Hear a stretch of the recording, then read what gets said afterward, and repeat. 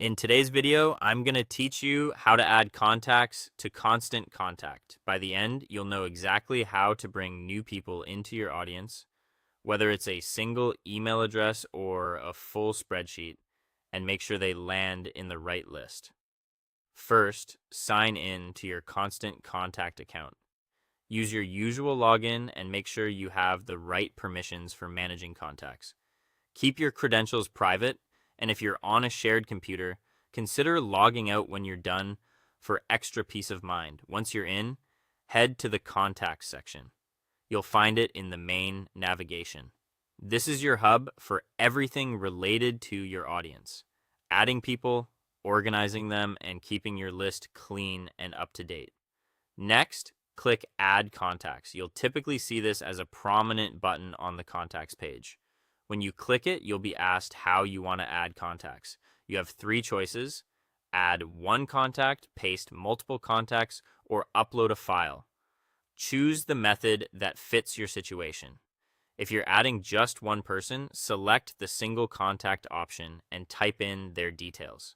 At minimum, include a valid email address. You can add first name, last name, and other fields to personalize your emails later. If you have several contacts ready to go, use the paste multiple option. Place one email address per line and include names if you have them, following the on-screen format. For a larger group, choose Upload a File. A simple CSV or Excel file works great. Make sure your file is tidy, include clear headers like email address, first name, and last name, remove duplicates, and double check for typos before you upload. After you enter or upload your contact details, you may see a quick preview. Take a moment to confirm that each column lines up with the correct field. Email to email, names to name, fields, and so on. Fixing mismatches here will save you headaches later and improve your campaign personalization. Finally, add the contacts to the correct list and save. Pick the list that makes sense for your audience, like a general newsletter list or a specific interest group.